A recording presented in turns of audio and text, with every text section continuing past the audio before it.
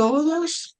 Muchas gracias por estar asistiendo y acompañándonos. Hay una audiencia importante y este webinario que está organizado entre Cubra y la Fundación Barceló está, como otros, intentando darles elementos que son herramientas para los colegas, así como en alguna vez se inició el tema de control de calidad y por ahí había ciertas dudas en cuanto a la importancia para el colega. En este caso, los temas de ética también están orientados en el mismo sentido.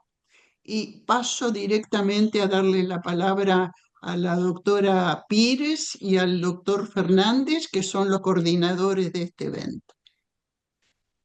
Bueno, buenas tardes a todos. Muchas gracias, reitero, como Nilda, que estén participando y haya tanta gente interesada en el tema.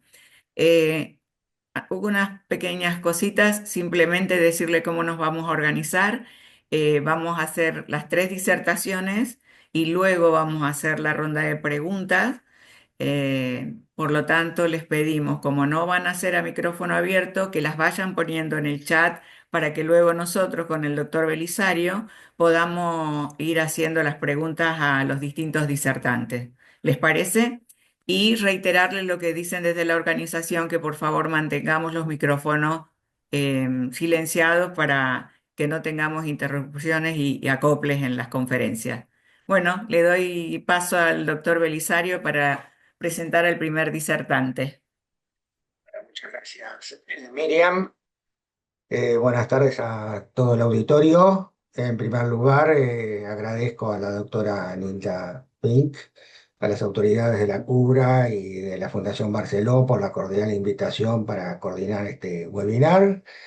Y damos comienzo entonces al webinar titulado Casos de jurisprudencia en la ética del ejercicio profesional, organizado por el CODEICO, el Comité de Ética de Investigación de la CUBRA, y el CEI, el Comité de Ético de Investigación del Instituto Universitario de Ciencias de la Salud de la Fundación Héctor Alejandro Barceló.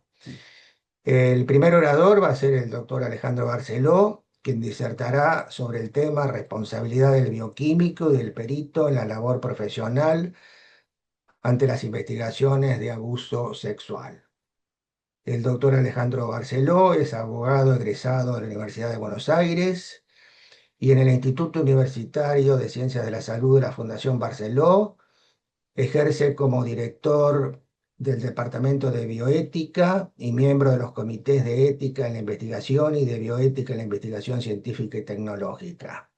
Asimismo, es miembro del Comité de Ética CODEICO de la CUBRA, secretario de la Comisión de Ética de la Academia Nacional de Medicina, presidente del Comité de Bioética del Hospital de la Madre y el Hijo de la provincia de La Rioja y miembro titular de la Subcomisión de Ética de la Sociedad Argentina de Pediatría. Alejandro, te dejo en uso de la palabra. Bueno, muchísimas gracias, Belisario, por la presentación. Muchísimas gracias a todos los presentes por acompañarnos.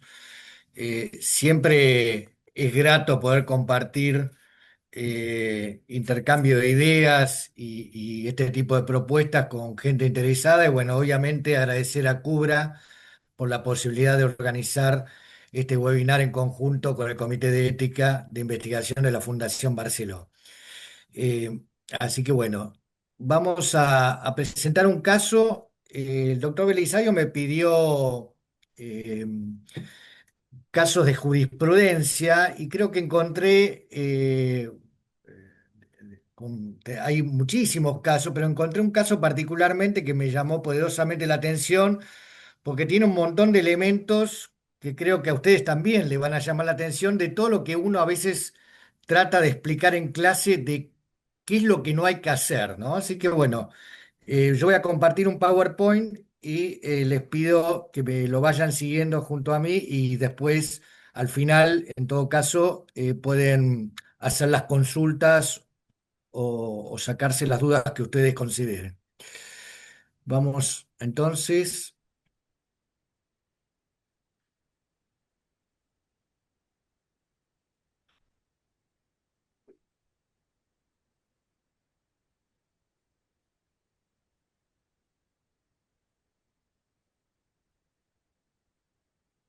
Ahí se ve, ¿no? Perfecto, ¿Lo Sí, pueden ver sí, bien? Bueno. perfecto. perfecto. Es un caso justamente de responsabilidad del bioquímico y del aperito ante la existencia de relación de causalidad entre el informe del laboratorio erróneo, la labor desplegada por la profesional y la investigación por abuso sexual. ¿Sí? Es un caso que se dio en el Tribunal, la Cámara de Apelaciones en lo Civil y Comercial de Mar del Plata, del 7 de marzo de 2024. La primera nota de referencia es que los sucesos, y ahora lo van a ver, son de 2004, ¿sí? O sea que pasaron casi 20 años, no llegan a 20 años, son 19 años y unos 7 meses aproximadamente entre el suceso y el fallo de la Cámara de Apelaciones. En primer lugar, breve, lo podemos leer juntos y después yo voy a relatar de qué se trató esta sentencia del tribunal. Esto sucedió después de Navidad, al día posterior de Navidad, 26 de diciembre de 2004. Llega una menor con un principio de asfixia, eh, tenía 1 año de edad y eh, esta menor había caído en una pileta y se le hace un examen de orina completo, ¿sí? Justamente ahí el personal del laboratorio había constatado en la orina la presencia de espermatozoides. Se hacen los resultados pertinentes, principio de ahogamiento, le ordenaron exámenes de sangre y orina y el resultado da que contenía espermatozoides que no se habían informado a los progenitores. Se dialoga con los padres, los mismos se muestran asombrados y se accede a un médico legista que le realiza un hisopado vaginal y un informe médico secuestrando las muestras de orina que se hallaban en el laboratorio y ya habían sido examinadas. A partir de este relato de los hechos muy sucinto y muy breve, si se quiere, se da toda una serie de circunstancias, porque aquí se dan dos hechos. Primero, una menor que cae en una pileta, tiene el principio de ahogamiento, la menor queda fuera de todo peligro, se le hacen las muestras de orina, como dice el relato de los hechos, y ahí se encuentran este material en cuestión, que es espermatozoides. Entonces, en la primera declaración, el bioquímico afirma aparecieron elementos siendo estos espermatozoides y cristales de ácido úrico. En una segunda declaración hace referencia a la posibilidad de que hubiera espermatozoide. ¿Vos Y sabés cómo también hacer para grabar acá? Perdón, y en una, discúlpeme, Alejandro, sí, discúlpeme, soy de la organización. No se ¿Cómo hacer? puede, Inés, no se puede grabar la charla, ¿sí? Ahí Y está. por favor, el micrófono silenciado. Ana Grego. Gracias, Alejandro. Podés continuar. no, por favor. Y en esta segunda declaración eh, dijo que informó el resultado por exigencia de la policía, frente a una presión de la policía, pese a su negativa a presentar rápidamente este informe. Y además agregó que le entregó a alguien un tubo estéril para tomar una nueva muestra, ¿sí? Cuestiones que no había presentado en la primera declaración. Entonces, es interesante porque en el libro de guardia escribe posibles espermatozoides. En el informe escribe espermatozoides y después en la declaración invierte y hace justamente al revés, ¿sí? Invierte los roles. Esto en forma involuntaria, pero fue lo que se declaró. Agregó que y fíjense esto que está subrayado, el subrayado es personal, agregó que ese libro de guardia es un documento, los otros informes son los que se agregan, pero que también se suelen perder. Esto también está tomado textual del fallo, ¿no? También se suelen perder, dijo así en su declaración. También dijo el bioquímico, yo no escribí ningún informe, tomado textual, el informe en realidad no es un informe, sino un movimiento interno. Lo que hizo fue transcribir lo que estaba escrito en el libro de guardia. Hizo un documento y en él se encuentra todo lo que sucede en la guardia. Transcribe lo que estaba en un informe interno, lo que estaba en el libro a un informe interno, que ya se encuentran con mi sello, y lo que yo hago es ver y firmar por la rapidez para entregar los resultados en la guardia. ¿Sí? También, más allá de la realidad, la forma de la declaración. Frente a esto, el tribunal consideró que había un incumplimiento del artículo 19, inciso 19 de la ley 17.132, que le impone el deber de fiscalizar y controlar el cumplimiento de las indicaciones que imparta al personal auxiliar, siendo solidariamente responsable en si por insuficiente o deficiente control de los actos puestos ejecutados resulta un daño para terceras personas. ¿Sí? Al principio, también no está puesto en la presentación, pero dijo que no, las técnicas de control eran totalmente pertinentes. Luego admitió que la contaminación era posible, ¿sí? Describió las posibles consecuencias como infecciones urinarias, mecanismos de contagio, bueno, todo lo que ustedes ahí pueden ver. Esto también está tomado textual de la declaración, ¿sí? O sea, hubo una contradicción entre la primera y la segunda, como ya les señalé.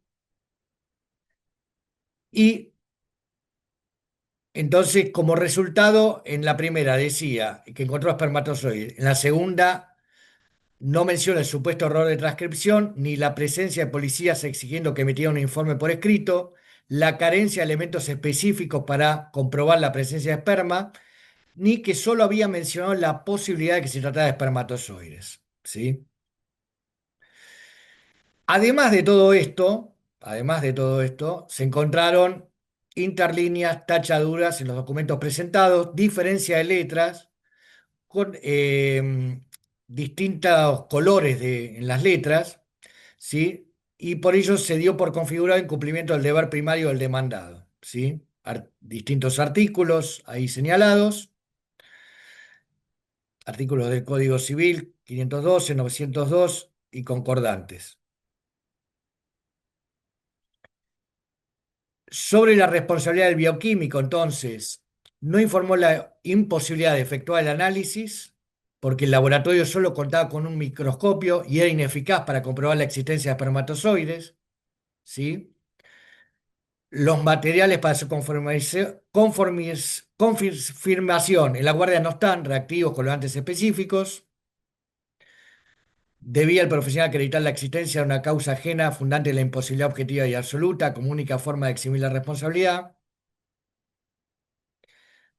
Y el deber de información que también señala la sentencia, ¿sí? Artículo 4, Ley 24.240 y artículo 2, inciso F, Ley 26.529 de los derechos del paciente.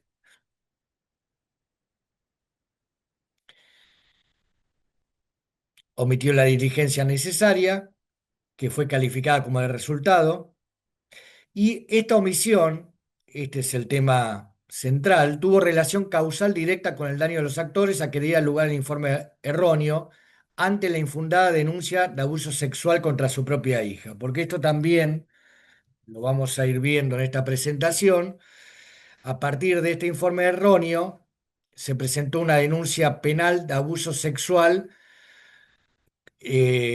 contra el padre respecto de la hija, ¿sí? Después vamos a ver las consecuencias y cómo derivó todo esto. Responsabilidad del médico. El médico, al recibir el informe del laboratorio, corroboró y dijo: si estos son espermatozoides. Fue cuando tuvo que declararse, se declaró rebelde, no hizo absolución de posiciones el médico.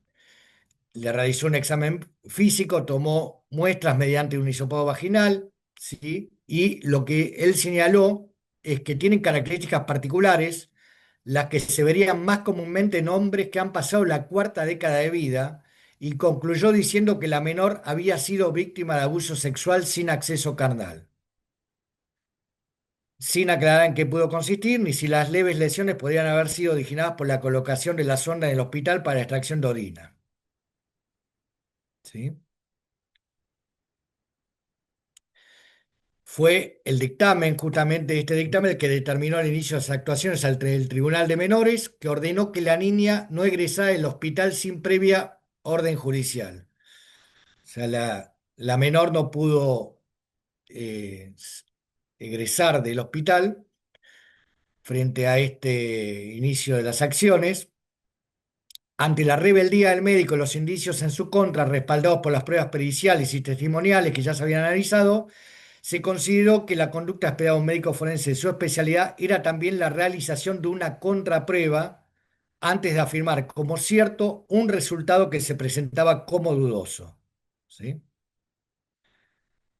Esto uno lo relata en forma, por el tiempo asignado, rápida y bueno, es una causa que, como yo les dije, llevó años y hubo un montón de idas y vueltas en la misma. Declaraciones de testigos, hay distintas declaraciones de testigos, básicamente son ambiguas, son totalmente ambiguas en cuanto al carácter de probabilidad. Desde la mayor parte de los testigos decían que no recordaban, otros decían, eran testigos contradictorios respecto a la presencia de espermatozoides, o sea que esto tampoco colaboró. Y la responsabilidad del hospital, ¿sí? Respecto a la responsabilidad del hospital, se encontró responsable del Hospital Internacional Especializado Materno-Infantil porque tiene una responsabilidad directa y objetiva, ¿sí? Responsabilidad del Estado por actividad ilegítima, con fundamento en la noción de falta de servicio del artículo 1112 del Código Civil. Responsabilidad contractual. Dos tipos de servicio: la labor profesional de los médicos y el estado de las instalaciones y la provisión de instrumental y elementos adecuados para la realización de las prácticas médicas. ¿Sí? Se llegó a la conclusión que no cuenta con un método específico para identificar espermatozoides, demuestra la responsabilidad de la provincia de Buenos Aires porque cumplió de manera defectuosa las funciones que le son propias. Señaló además que se trataba de una relación de consumo, por lo que pesaba sobre el hospital el deber de información del paciente respecto a la duda sobre el resultado en virtud de la carencia de insumos o un método certero de identificación de espermatozoides. ¿Sí? Y llegamos a otra de las aristas y de las consecuencias que tuvo la presentación de este caso: la responsabilidad de la licenciada por el informe respecto a la protección de la menor. Se le hizo distintos informes a la menor y hubo un informe de una licenciada justamente que dijo, entre otras cuestiones, que la menor no tenía posibilidad de estar con los padres, de mantener vinculación, y que lo aconsejable era buscar que otro familiar o ubicarla a la menor en una institución. No estaría garantizada una adecuada protección de la menor por parte de estos padres. Eso fue lo que el informe de la licenciada este, dictaminó al respecto, ¿sí? Esto a raíz de que la menor había caído previamente en la pileta, como les comenté, y en base a este hecho y en base a determinadas características que la licenciada puso en su informe, ella consideró que la menor no podía continuar a cargo de los padres. Justamente en base a ese informe, el juez de menores, en atención a que no existe familiar alguno que pueda brindarle protección y contención a la menor, dispuso su internación en un hogar de menores. Fíjense cómo fue derivando la situación, ¿no? El 4 de enero del 2005. En sentido contrario, el 14 de enero del 2005, la perito presentó su dictamen y en virtud de su contenido, ese mismo día se dispuso la entrega de la hija a su madre, debiendo alojarse en el domicilio de su abuela y haciéndole saber al padre que podría visitar a su hija todos los días durante 3 horas con la presencia de otros familiares como una especie de custodia, por así decirlo.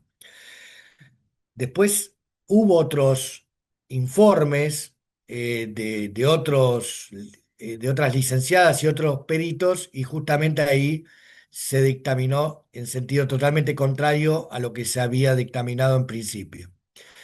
Entonces, en base a eso, la responsabilidad de la licenciada que realizó informes sobre los padres de la menor por el psicodiagnóstico.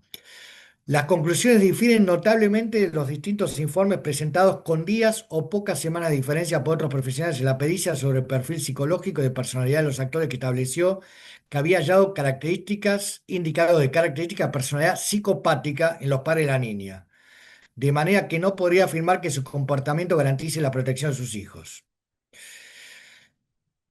Por eso se considera acreditado que la elaboración del informe no había obrado con pericia y diligencia debida, incurriendo en culpa.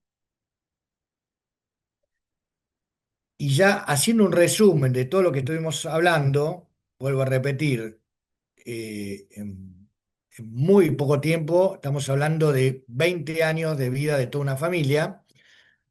El resumen de los sucesos. Al informe del hallazgo del laboratorio siguió la permanencia de la niña en el hospital, pese a que ya se podía dar el alta, la orden de internación en un hogar de menores, la desesperación para conseguir que que se presentara como psicológicamente apto para el juzgado pudiera hacerse cargo de la niña, su permanencia con la psicóloga, con otra psicóloga, recibiendo la visita de sus padres sin entender por qué la dejaban en un lugar que no era su hogar, la mudanza al departamento de su abuela con la madre y el hermano, pudiendo ser visitada por el padre durante 3 horas por día, hasta que finalmente la causa penal fue archivada y se dio por terminada la causa de protección de personas. Una de las licenciadas intervinientes concluía en marzo del 2005 que la sospecha y acusación de abuso en las que inicialmente estuvieron involucrados los padres han producido marcas con efectos perjudiciales, configurando los dos una vivencia de haber sido abusados.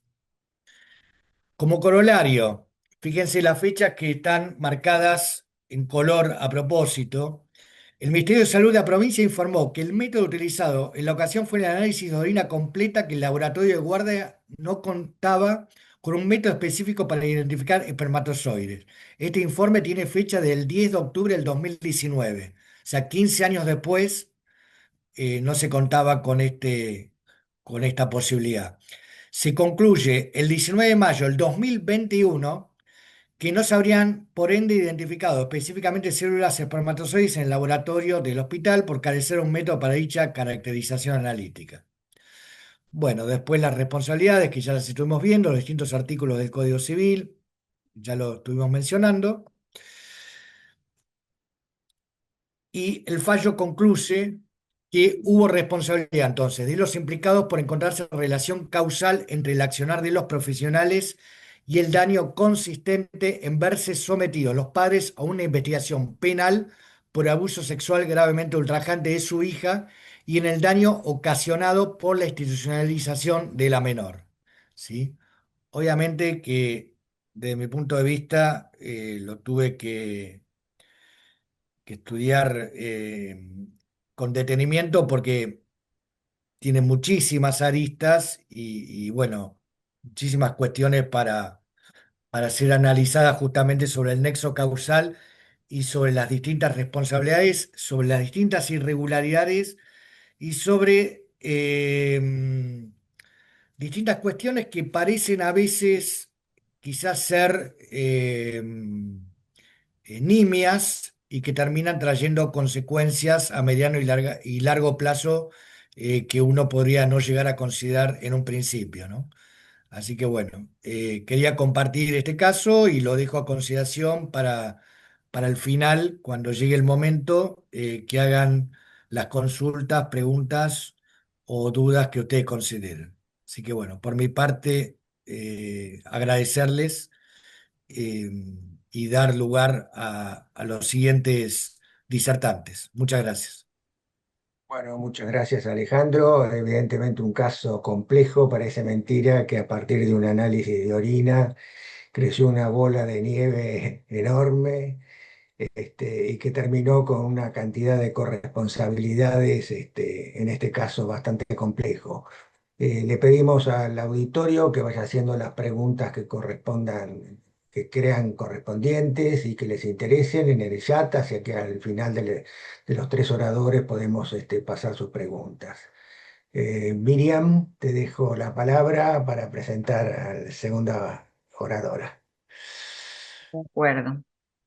Bueno, ahora Un va. segundito, estoy tratando de conectarme con la doctora porque ahí me contestó, sí, que ahí se va a sumar. Sí, sí, sí. Perfecto. Bueno, Miriam. perfecto, porque nos toca ahora con la doctora Gisela De Grandi, que pertenece al CODEICU también, al Comité de la Cubra, de Ética de la Cubra, y le estamos dando un tiempito porque además tiene que conectarse y poder presentar su Power. Mientras les voy comentando que la doctora Gisela De Grandi es abogada, especialista en Derecho de la Salud, diplomada en bioética, profesora en bioderecho y docente en numerosos cursos de bioética para el grado y el posgrado en la Fundación Barceló y en la Universidad Católica Argentina.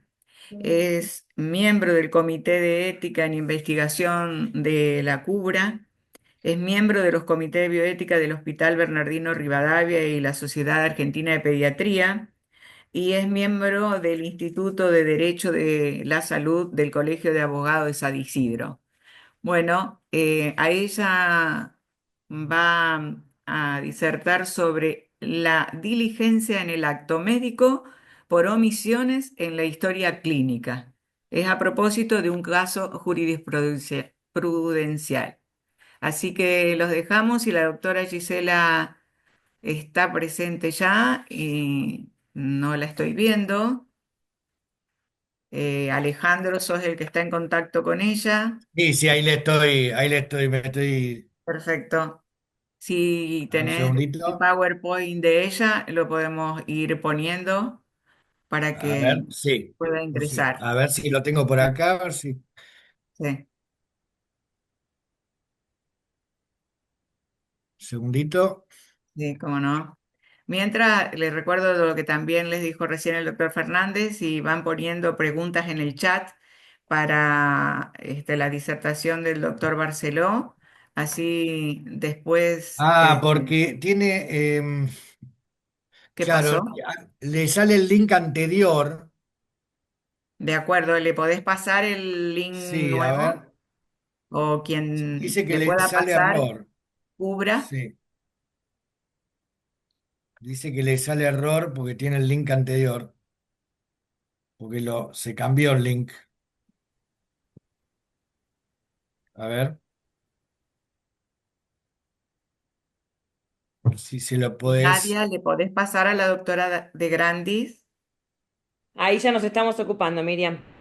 Muchas gracias.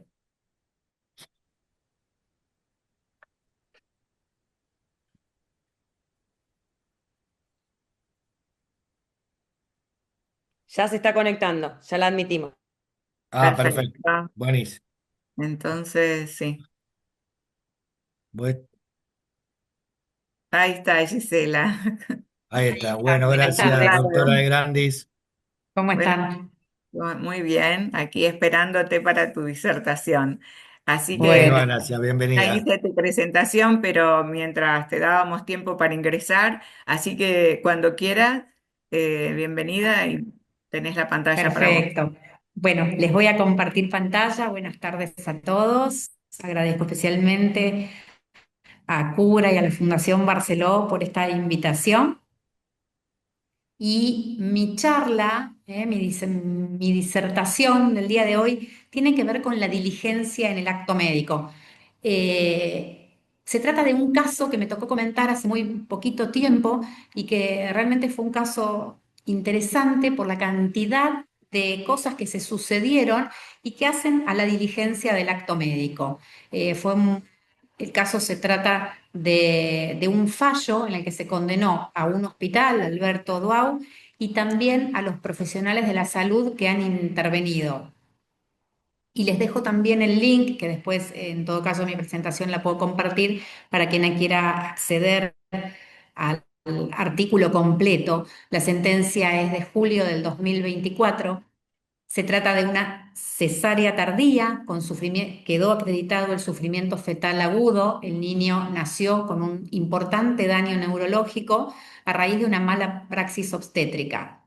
Y entonces se condenó por responsabilidad a los médicos y al sanatorio. ¿Y qué analizó esta sentencia? En primer lugar, la deficiencia en la atención médica, ¿no? Había una cantidad. Realmente uno cuando lee el fallo ve la cantidad de irregularidades que tuvo que ver no solo con la historia clínica, sino con la atención que recibió la madre del niño al momento de ser internada. La historia clínica, ¿no? La historia clínica, un importantísimo documento legal, también se encontraron graves errores en cuanto no solo a la deficiente escritura, sino también a la alteración de la cronología, ¿no? Son cosas gravísimas y que hacen a la diligencia en el acto médico. Falta de prueba suficiente de actuación diligente, ¿no? ¿Y por qué traigo este caso hoy? Porque cuando nosotros hablamos de la diligencia en el acto médico o en el acto del profesional de la salud y el paciente, la diligencia, primero que va a quedar acreditada a partir de la historia clínica, ¿no? Ahí es donde el profesional de la salud va a acreditar que actuó correctamente. ¿Y cuándo decimos entonces que se actúa correctamente o se es diligente? Cuando actuamos con conocimiento, previsión y cuidado. Las tres características son fundamentales para que podamos hablar de diligencia. Y en la sentencia se valora la historia clínica como una prueba central, ¿no? Más allá de los consentimientos informados, más allá de lo que puedan acreditar con testimonios los profesionales de la salud, lo que está en la historia clínica es lo que es, ¿no? Y cuando hablamos de responsabilidad médica, tenemos primero que señalar que se trata de una obligación de naturaleza contractual, ¿sí? Entonces acá también es importante tenerlo en cuenta. ¿Por qué? Porque cuando hablamos de contrato, hablamos del principio de buena fe que debe haber entre los profesionales de la salud y el paciente. Por otro lado, siempre en el área de la salud, las obligaciones que tienen los profesionales de la salud son de medios. Rara vez va a haber una obligación de resultados, ¿no? En algunos casos específicos, pero siempre el profesional de la salud se compromete a actuar diligentemente. Por eso señalo tanto la importancia de la diligencia. Y hay un estándar de actuación en ese quehacer médico, en el acto médico, ¿no? Por supuesto, la ciencia y la técnica, ¿no? El deber de conocimiento. Cuando yo hablo de ética, el primer deber que tiene que tener el profesional de la salud es el conocimiento. Pero también, más allá del conocimiento, la prudencia y la oportunidad. Y la oportunidad, en este caso, que yo les traigo hoy y les comparto, faltó, por supuesto, no hubo una atención oportuna, pero también faltó prudencia, ¿no? Que tiene que ver con muchas veces escuchar al paciente o a las necesidades del paciente. Pensemos nosotros que cuando hablamos de una relación profesional de la salud-paciente, el paciente en esa unicidad tiene su propia biografía que lo distingue de otros pacientes o de otros diagnósticos. Y el reproche legal siempre vendrá entonces cuando el profesional no obre conforme a lo esperado por la sociedad, ¿no? ¿Qué esperamos los pacientes o qué espera la sociedad por parte de los profesionales de la salud? Cuando hablamos de conducta diligente, ¿no? Decimos, bueno, la evaluación de la culpa, ¿no? Cuando nosotros hablamos de culpa, porque realmente rara vez vemos dolo en las cuestiones de mala práctica clínica. Digo rara vez porque empezamos a ver ahora, ¿no? Fallos donde hay una intención quizá de causar un daño, pero normalmente las sentencias, la valoración tiene que ver con la culpa, es decir, con no haber cumplido adecuadamente con lo que se esperaba de nosotros. Y esa graduación de la culpa, la valoración de la culpa va a tener que ver primero con, es decir, la persona, el tiempo y el lugar. Estas circunstancias particulares, decimos la persona, ¿por qué? Porque el profesional dependerá si se trata de un profesional con años de expertise o de un profesional que quizá no haga tanto, que esté recibido, si es un profesional que se promociona como famoso y especialista, y también el lugar, ¿no? El lugar, ¿por qué? Porque estábamos actuando dentro de un centro de salud, estábamos actuando en la calle, estamos actuando en una emergencia o en una cirugía programada. Y en este caso en particular, lo llamativo es que en una parte de la historia clínica se habla de programar la cesárea, pero en otra parte se dice que se hizo la cesárea de urgencia, ¿no? Entonces acá tenemos las incongruencias. La forma en que nosotros escribimos en la historia clínica tiene que ser una narrativa biográfica de los que de cómo se hayan desencadenado los hechos. La negligencia, la impericia, la imprudencia violan el deber jurídico, ¿no? De cuidado y previsión. Son deberes que tenemos, el gran principio de no dañar es un deber que tenemos todos los ciudadanos, pero los profesionales de la salud lo tienen remarcado en especial y en particular. Por eso entonces decimos que diligencia es actuar con previsión, cuidado y conocimiento. La historia clínica es un documento médico-legal, no es un acto administrativo.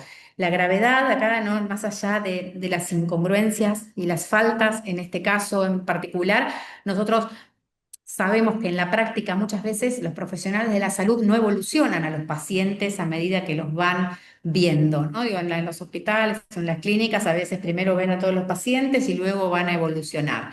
Y acá corremos un riesgo muy grave de lo que nosotros vayamos a escribir, porque puede haber un olvido, puede haber faltas, puede estar sintética y esto entonces dar lugar a una responsabilidad profesional y a una falta de diligencia. No debemos olvidar que el titular de la historia clínica es el paciente, que los profesionales de la salud, en todo caso, o el centro de salud, son depositarios.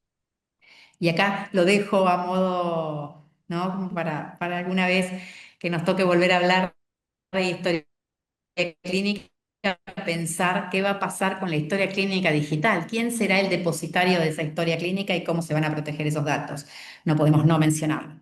La prueba de la diligencia del profesional es la historia clínica. Yo solamente voy a acreditar que actúe correctamente con la historia clínica en mano. El consentimiento informado es la herramienta para garantizar la autonomía del paciente, es la expresión de la autonomía de la voluntad del paciente en base a la información sanitaria recibida. Pero el consentimiento jamás va a ser un eximente de responsabilidad. Lo que va a eximir de responsabilidad al profesional siempre va a ser la historia clínica. Y entonces, acá los jueces fueron muy agudos al momento de dictar sentencia, dijeron, entre las características que tiene que tener la historia clínica, debe ser redactada, y lo pongo entre comillas porque es textual, con minuciosidad, precisión, rigurosidad, en forma cronológica y sin omisiones, enmiendas ni contraindicaciones. ¿Qué quiere decir esto? Y a veces también uno ve en la práctica profesional, me toca ver cuando secuestramos historias clínicas, totalmente sintéticas, ¿no? Pongo 2 renglones de la evolución de un paciente. Bueno, eso no es minucia ni precisión ni rigurosidad, ¿eh? No es una biografía de lo que sucedió con ese paciente. Tener en cuenta siempre, ¿no?, que la historia clínica es parte del acto médico y que su defecto puede hacer presumir la negligencia, ¿no?, por parte del profesional de la salud. Ahora con la historia clínica digital esto no lo vemos, pero hasta no hace tantos años la historia clínica en papel, si no era legible, si la letra no era clara, esto ya se hacía presumir la responsabilidad del profesional. En el caso, en el fallo, hubo una falta, por ejemplo, de la historia clínica prenatal. En ningún lado estaba acreditado los controles prenatales y la mujer había sido atendida en ese mismo lugar para los controles prenatales. En el momento del juicio, jamás los profesionales acompañaron esa historia clínica, con lo cual, para poder sospecharse de una diligencia o que el niño tenía alguna patología previa, debió haberse acompañado de esa historia clínica prenatal. Contraindicaciones, ¿no?, que yo las señalé hace un momento: urgencia versus programada. Bueno, esto también no puede una historia clínica contener una contradicción. Los registros incompletos y desordenados, ¿no?, la falta de cronología, o sea, quedó acreditado que la habían completado tardíamente y alterado las fechas. Y entonces esto hizo presumir al juez de grado en primera instancia la culpa de los profesionales de la salud y en forma extendida al centro de salud. También en esta sentencia es importante destacar que el juez, frente al artículo 1735 del Código Civil y Comercial, ¿no?, establece que, sobre todo en materia de daños y en salud, quien denuncia un hecho debe probarlo, ¿no? Y en cuestiones médico-legales, en realidad se habla de la carga dinámica de la prueba, y es decir, va a probar quien esté en mejores condiciones. Por eso el profesional de la salud, más allá de que haya actuado diligentemente, debe colaborar en el proceso acompañando la información, la historia clínica o toda la información que tenga en su poder para acreditar que actuó diligentemente. No es una carga que el profesional tenga que salir a demostrar que actuó bien, como que exista una presunción de culpa, ¿no? Sino que está en mejores condiciones de poder probarlo. El sanatorio, en este caso, o los centros de salud en general, como depositarios de la historia clínica, están en mejor posición para probar la diligencia, ya sea del profesional de la salud o del equipo.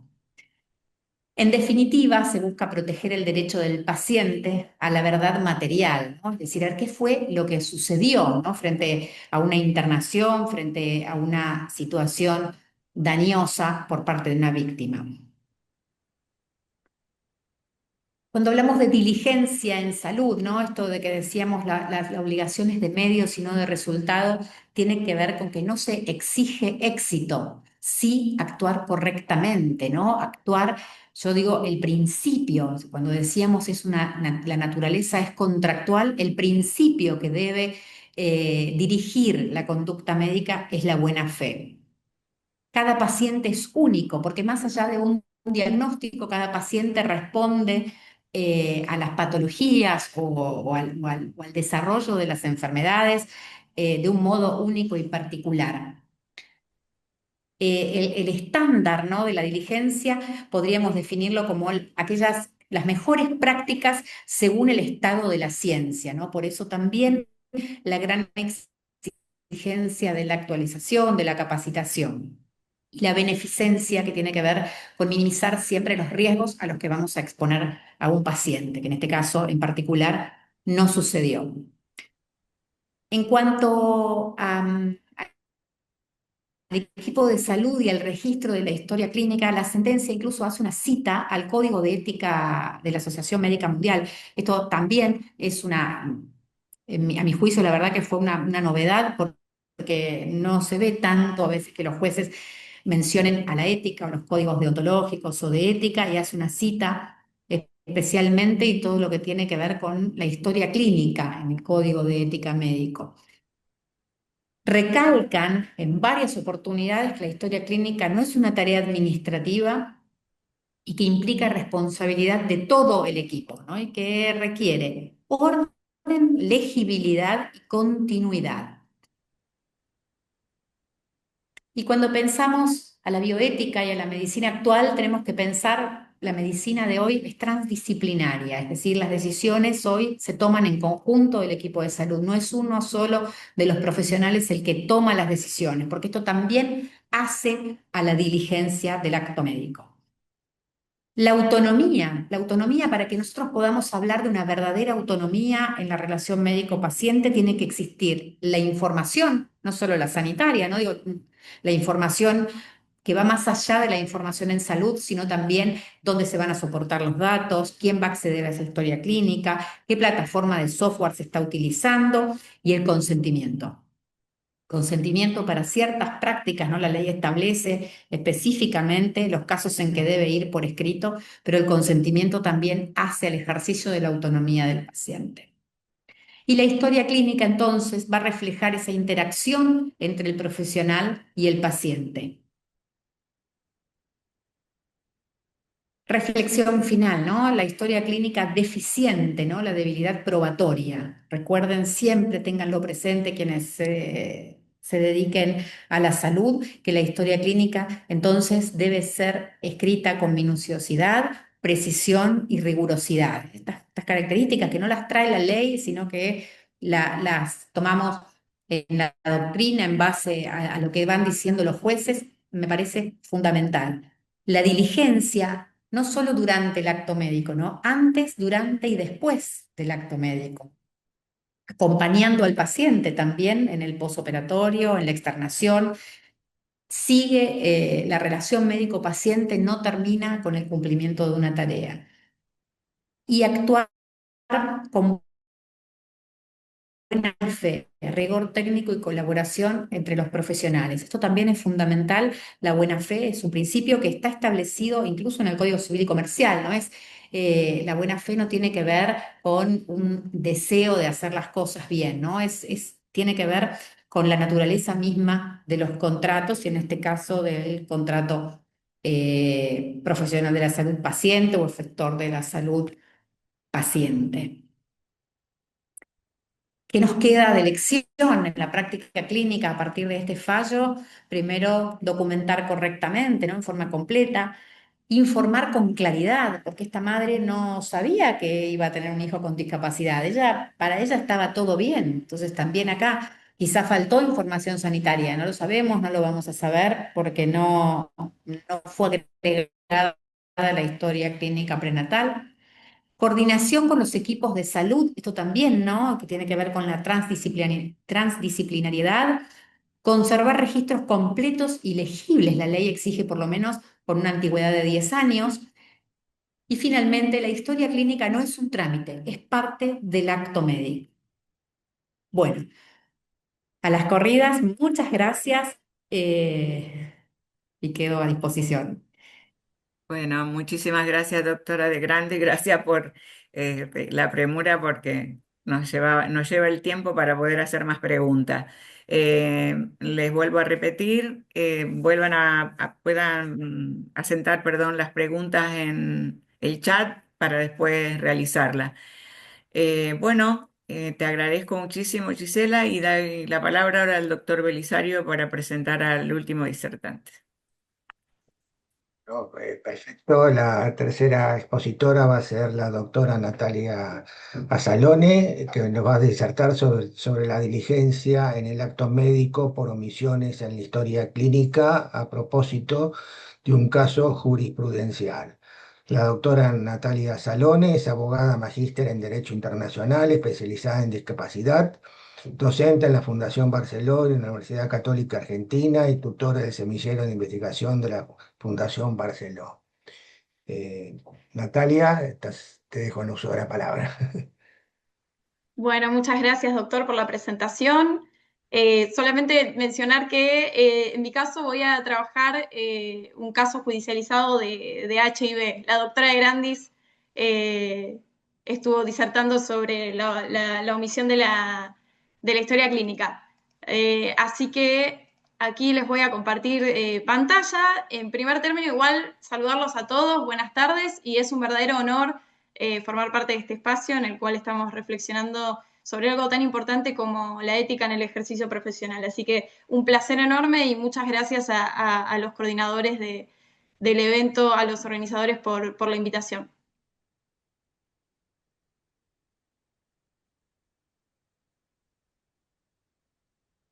Bien, no sé si ahí todos pueden ver correctamente el PowerPoint. Sí, perfecto. Espectacular. Bien, entonces, en mi caso, los voy a invitar a reflexionar sobre un caso judicializado que se encuentra en el marco de la realización de un examen de HIV que termina dando como falso positivo. Y en la reflexión de la selección del caso me pareció que es un caso interesante para que podamos analizar y reflexionar sobre cuestiones relevantes en la esfera de la ética y del cumplimiento normativo en el ejercicio de la profesión. Y entonces, en este sentido, este caso, entiendo, nos va a hacer reflexionar sobre la forma en la que se debe gestionar la comunicación de resultados médicos que son sensibles, las responsabilidades que asumen los profesionales de la salud en dicha comunicación, y también las consecuencias que pueden traer aparejadas del no cumplimiento o de la irregularidad en materia de comunicación de estos resultados. Entonces, los invito a que nos adentremos en el caso en cuestión. En primer lugar, mencionarles que es un caso que ha tramitado en 2 instancias, en una primera instancia en un juzgado y luego, para decirlo de modo coloquial, ante quizás la insatisfacción de las partes en controversia, se ha solicitado la intervención de una instancia superior, la Cámara, en este caso la Cámara Nacional de Apelaciones en lo Civil y Comercial, de La Matanza, pero ya les adelanto que las resoluciones judiciales son similares en las 2 instancias, solo que la Cámara realiza una pequeña modificación en torno a la solicitud de la parte actora, de la parte del paciente. Bien, el fallo es del año 2020, pero los hechos del caso, y ahora los invito sí a conocer los hechos del caso, se remontan al año 2007. ¿Sí? En el año 2007 el paciente recurre al establecimiento de análisis clínicos, a un laboratorio privado, a efectuarse un examen de HIV.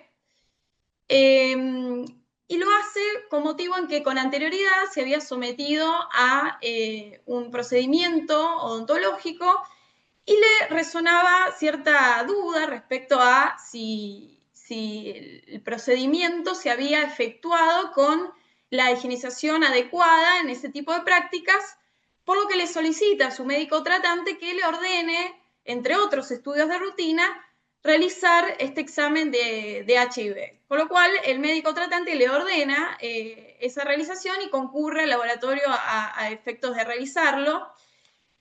Luego, una vez que estuvo el resultado, dio reactivo, dio como positivo, y se le entrega al paciente el informe con el resultado de esta índole a través de personal administrativo de la recepción del laboratorio, y no se lo hace mediante asesoramiento médico del director técnico del establecimiento, ni tampoco se remite ese informe al médico tratante para que sea este quien cumpla con las observancias de la buena práctica profesional para comunicarle fehacientemente al paciente qué implicaba este primer resultado. Las implicancias del primer resultado, en el sentido de que podía ser un falso positivo y que requería la confrontación o el cotejo con exámenes ulteriores, ni tampoco se aseguró el establecimiento ni el director técnico de que esta persona tuviera la contención necesaria en razón de el impacto que podía llegar a generarle obtener un resultado de esta índole.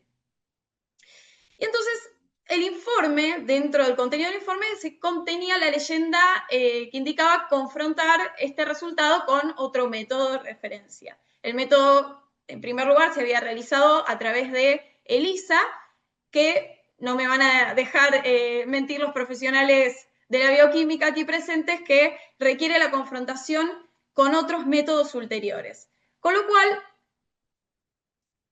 el paciente se dirige hacia una consulta con su médico tratante, informándole respecto al resultado de este examen, y el médico es quien le comenta las implicancias de este primer resultado, le informa que no es un diagnóstico definitivo y que va a requerirse la realización de pruebas ulteriores que cotejen el resultado. Le indica pruebas ulteriores a realizarse en otros laboratorios y estos dan negativos, dan no reactivos. Pese a la realización de las pruebas ulteriores, el paciente había quedado en un estado de impacto tan grande que le manifiesta al médico que tenía insomnio, incapacidad de dormir, ansiedad, mucha angustia, y que se había quedado con mucha preocupación respecto a ese primer resultado inicial.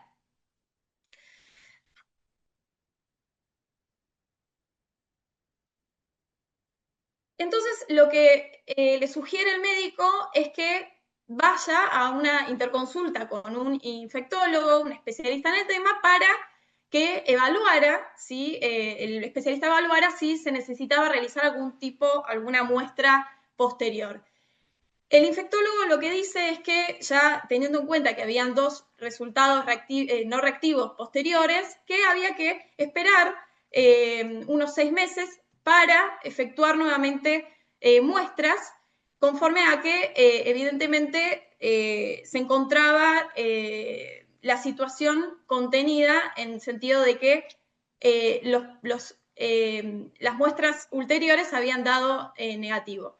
Pero sin perjuicio de esto, el paciente continuaba consternado a raíz de ese primer examen, y le solicitó al médico tratante que le proporcione indicaciones de muestras anteriores a ese tiempo, que no podía esperar esos 6 meses porque se encontraba en un estado de absoluta ansiedad y de angustia y preocupación, por lo que el médico tratante sugiere que se realice una interconsulta o una consulta ya con el servicio de salud mental, y en ese sentido el psiquiatra le solicita, le indica tratamiento mediante medicación. El paciente se encontraba en un estado de daño psicológico muy grande con motivo de el impacto sufrido, e inicia demanda por daños y perjuicios contra el laboratorio y su director técnico. Entonces, como ya les adelantaba, han habido tramitaciones de este caso en 2 instancias, en una primera instancia y luego en la instancia de alzada en la Cámara, y las 2 resoluciones judiciales son en su mayor medida similares. Solamente hay una modificación que realiza la Cámara, y entonces en este sentido reconocen las instancias judiciales que hay una responsabilidad del laboratorio y de su director técnico en razón de no haber cumplido con la praxis médica, con la práctica médica, en la forma en la que se comunicó ese resultado, que era un resultado que iba a producir un impacto emocional muy grande. Lo que quizás es distinto, lo que termina resolviendo en distinto el tribunal, la Cámara, el tribunal de alzada, es que en el caso del juez de primera instancia reconoce solamente una responsabilidad de forma parcial en los profesionales de salud, en el laboratorio y en su director técnico, con motivo en que el paciente había solicitado la realización de ese estudio y había prestado su consentimiento informado de forma voluntaria, valga la redundancia, y que el juez de primera instancia en su inteligencia reconoció o entendió que debía el paciente entonces esperarse que quizás hubiera un resultado reactivo, con lo cual decidió no endilgarle la responsabilidad total al laboratorio y su director técnico en razón de la conmoción sufrida por el paciente. Entonces, ¿cuál es el basamento que utilizan las 2 resoluciones judiciales para indicar responsabilidad en el establecimiento y en el director técnico? La errónea comunicación de ese resultado, que es que no fue ni el director técnico quien comunicó ese resultado al paciente, ni tampoco arbitró los medios para contenerlo en razón de lo que podía producirle al paciente recibir ese resultado, tampoco lo asesoró médicamente de forma adecuada, ni reunió personal de contención transdisciplinario, ni tampoco le informó, por supuesto, sobre los pasos a seguir, ni que era un diagnóstico, que no era un diagnóstico definitivo, que podía ser un falso positivo. Y entonces hubo una falta de asistencia médica adecuada, no se comunicó del resultado al médico tratante, porque también la valorización que hicieron los magistrados de las 2 instancias encontraron que la buena praxis médica también indica que se remita el resultado al médico que trató al paciente y que ordenó la realización del examen, para que sea este quien pueda comunicarle fehacientemente al paciente sobre las implicancias de ese primer resultado, que lo pueda asesorar adecuadamente y que le pueda indicar todos los pasos a seguir. Entonces, como les adelantaba, en la segunda instancia se modifica parcialmente la decisión de la primera y se le atribuye responsabilidad total al laboratorio y al director técnico, enfatizando el tribunal de segunda instancia, la Cámara, en que el hecho de que el paciente haya brindado su consentimiento a la realización de ese examen clínico no exime de responsabilidad a los profesionales de la salud de actuar conforme lo manda la diligencia debida, ¿sí? Y entonces, en el mismo tenor que la primera instancia sostuvo que no se cumplimentó la buena práctica médica y condena al director por haber incurrido en culpa al no haber actuado con la diligencia debida, dice y expresa en las constancias de la sentencia que ha actuado con impericia y con negligencia al no haber perpetrado todas las acciones que hubieran evitado el daño, y al laboratorio por haber incumplido con el deber de seguridad y garantía, que viene de lo que se conoce técnicamente como responsabilidad objetiva, que está en cabeza, como también mencionaba la doctora De Grandis en su disertación, en cabeza de los establecimientos de salud, y en los cuales, si se produce un daño, estos establecimientos tienen la responsabilidad de esta índole y deben responder de igual forma. Y entonces acá les dejo una reflexión textual del fallo de la resolución del Tribunal de Alzada de la Cámara, el cual expone que el resultado fue entregado en mano al paciente por personal del laboratorio sin dar cumplimiento a las normas de protocolo que la lógica, la razón, la prudencia, el buen entendimiento y comportamiento humano y profesional indican. Esta es la reflexión que hace, entre otras, el Tribunal de Segunda Instancia. Entonces, ahora les dejo las reflexiones éticas y jurídicas que se desprenden y que nos enseña este fallo.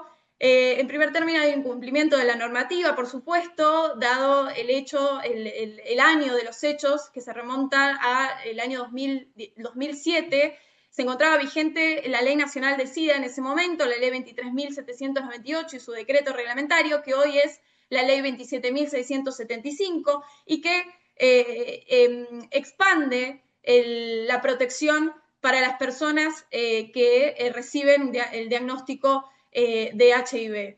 Y entonces, ¿qué encuentran en incumplimiento las resoluciones, ambas resoluciones judiciales? El deber de comunicación del profesional que detecta el virus, la comunicación que debe ser fehaciente y confidencial y no se cumplió, el debido asesoramiento médico con las implicancias, la información completa y fehaciente respecto a las implicancias del diagnóstico. También, por supuesto, encuentra responsables al director técnico y al establecimiento, como mencionábamos con anterioridad, por el daño producido. Se le ha producido un daño psicológico severo que luego de las constancias del expediente surge que los distintos dictámenes periciales dan cuenta de que el paciente tuvo un daño de un 10% de incapacidad psicológica bueno, la responsabilidad, el régimen de responsabilidad se encuentra en nuestro actual Código Civil y Comercial de la Nación en los artículos que cito aquí.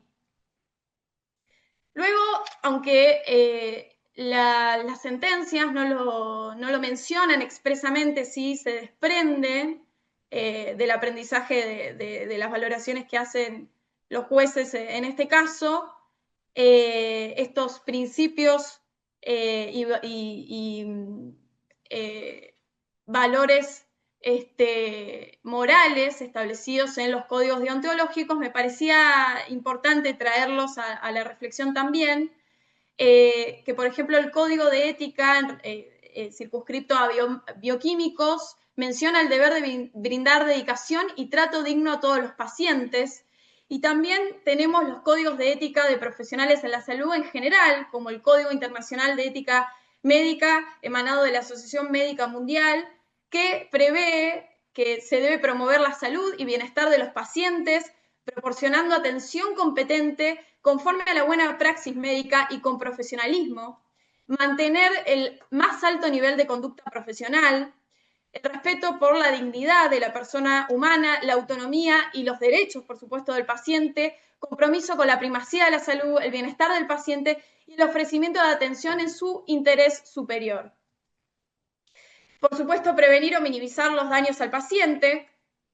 Y también me parecía importante traer a la reflexión la Ley de Derechos del Paciente, la Ley 26.529, que es un plexo normativo argentino que nos indica los derechos y obligaciones en la relación médico-paciente de los profesionales de la salud con sus pacientes. Entonces, nos expresa como derechos esenciales la asistencia que debe recibir el paciente, el respeto de su autonomía, el trato digno y respetuoso, el resguardo de su intimidad, debiendo hacer reserva de confidencialidad de sus datos sensibles, y la información, entre otros, la información sanitaria, ¿no? Transmitir de forma clara, suficiente y adecuada el nivel de conocimiento del paciente, la información sobre su estado de salud, los tratamientos necesarios, los riesgos, la evolución.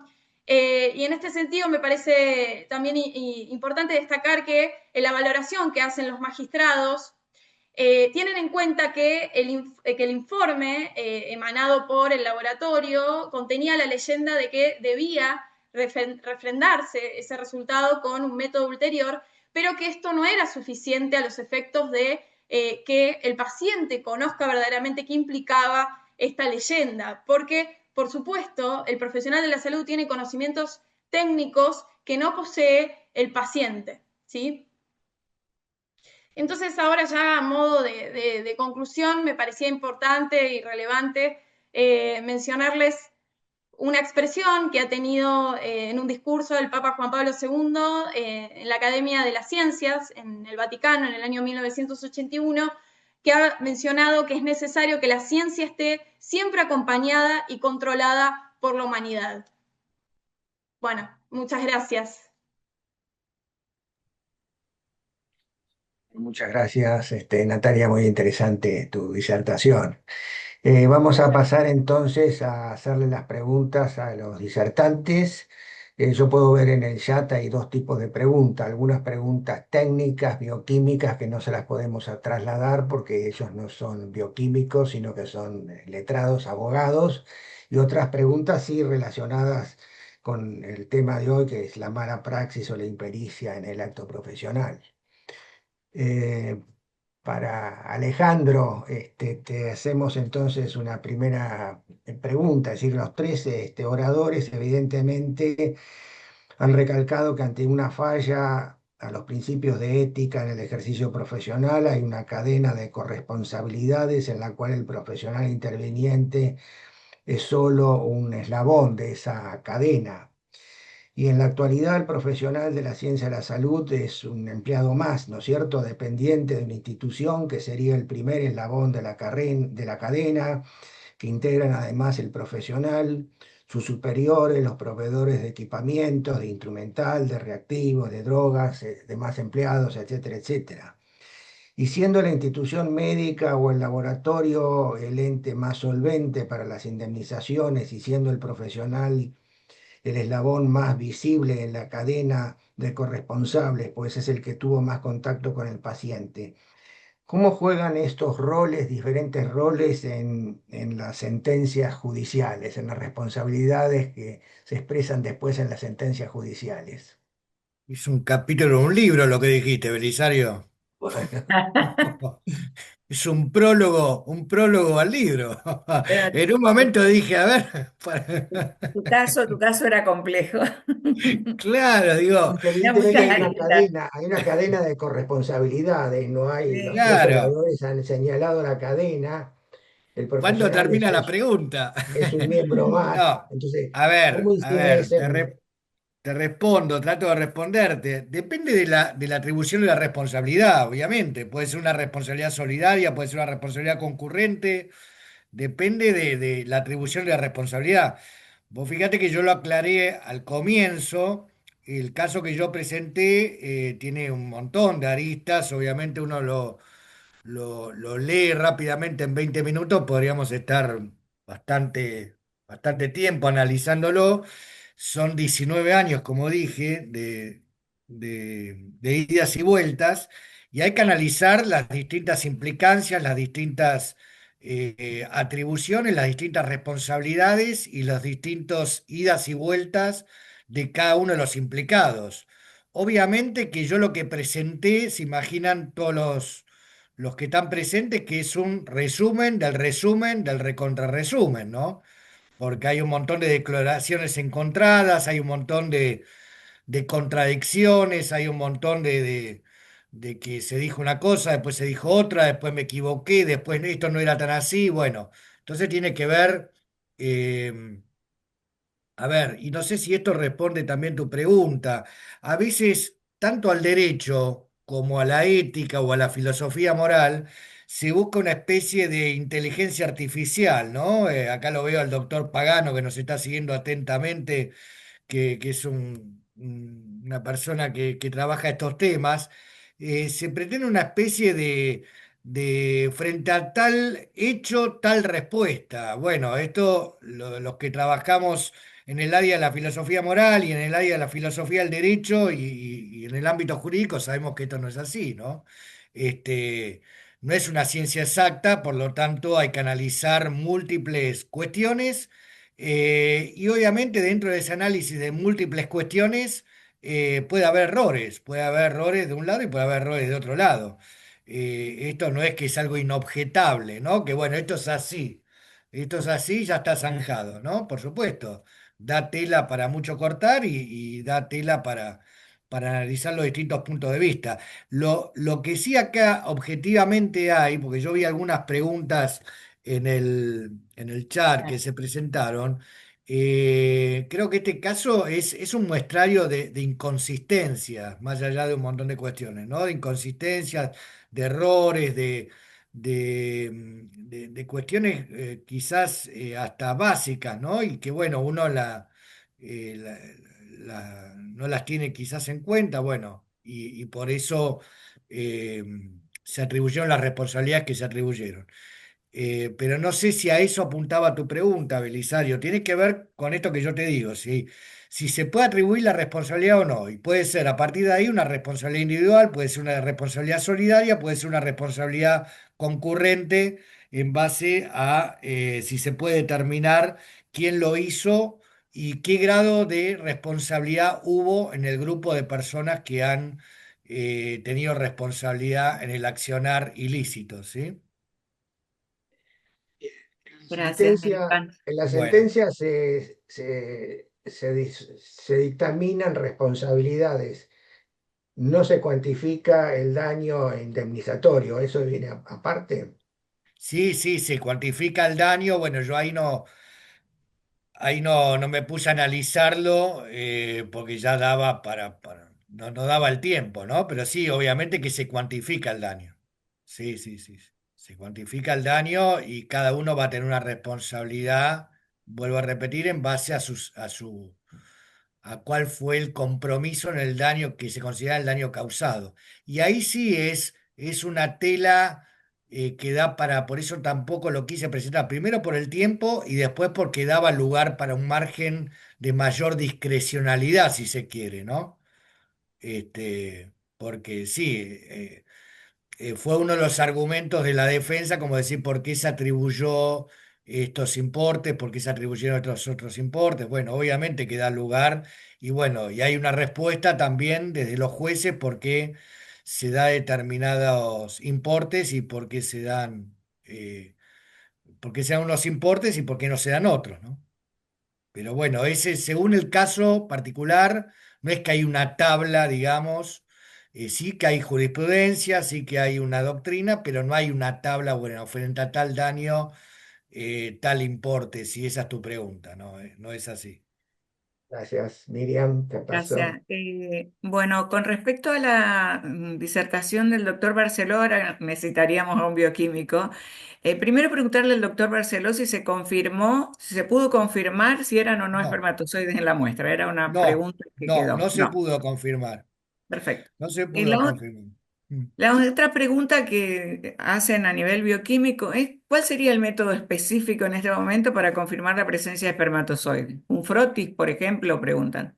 Sí, bueno, pero esta no es una pregunta, me la tienen que hacer a mí como No, no, no, abogado, por eso, obviamente. a los Sí, sí, bioquímicos, sí, algunos sí. si puede contestar, equipos del CODEICU, a ver, no sé, Silvia o alguno, no sé, que quiera contestar, porque hay algunas que son netamente bioquímicas, si no las dejamos. Hay dos cosas que yo Sí, acá el noté a lo problema, largo. Miriam, acá el problema, porque yo sé que fui rápido y fui rápido por el tiempo, como yo le decía, ¿no? Y quizás alguna cuestión quedó medio sin llegar a verse del todo. El problema fue que primero habló de presencia, ¿no? Una posible presencia. Después aseguró que había espermatozoides. Después se determinó que no estaban los elementos para que él pueda decir efectivamente que había espermatozoides. Después hubo testigos encontrados, después apareció el tema de las tachaduras, las interlíneas, los cambios. Entonces, bueno, se fueron sumando elementos para la confusión general, por así decirlo, ¿no? Ujú. Claro. Eh, a ver, hay dos temas que saltaron, me parece, en las dos, en las tres disertaciones, sobre todo en las últimas dos, que es el tema de cómo informar, o sea, el tema de la comunicación de los resultados, que Natalia lo tomó en forma directa. Y el otro tema, el de la historia clínica, de una historia clínica mal hecha, que de hecho el escribir, como en el caso del doctor Barceló, el haber no completado correctamente el libro de guardia y haber cometido tantos detalles que se ocultaron, se corrigieron y demás, hizo que no se llegara y se cometiera ese dictamen a 10, 20 años más tarde con todo lo que pasó de esa criatura y sus padres. Así que respecto a eso, la pregunta es, ¿cómo informar correctamente un HIV según la ley actual? Y en el caso, porque están comentando mucho que muchos resultados hoy se dan directamente por un correo electrónico y que incluso va un resultado de HIV por correo electrónico. Con respecto a los médicos tratantes, hoy a veces no hay médicos tratantes en el momento de hacerse un HIV. Entonces, en esos casos, ¿cómo procedemos cuando tenemos un resultado positivo? A ver si Natalia, alguno puede Sí. ayudarnos con eso. Bueno, sí, ahí estuve viendo los comentarios en el chat. Sí, Eh, bueno, muy interesantes las preguntas y los sí. cuestionamientos. Y lógicamente Ujú. con la nueva ley, que es muy reciente también, del año 2022, surgen nuevos interrogantes y habrá que valorar la aplicación en la práctica. Pero a priori sí me atrevo a mencionar que la modalidad electrónica no obsta a que en realidad lo que se tenga que cumplir es un asesoramiento adecuado, ¿sí? Vincular, de hecho, la nueva ley lo que prevé en uno de sus supuestos es que asegurarse de brindar un asesoramiento adecuado por quien detecta el virus, en este caso el bioquímico, en un laboratorio, quien toma conocimiento de ese resultado positivo, que le pueda brindar de forma completa todo el asesoramiento a quien lo detenta, ¿sí? O quién es el paciente que fue a realizarse ese análisis.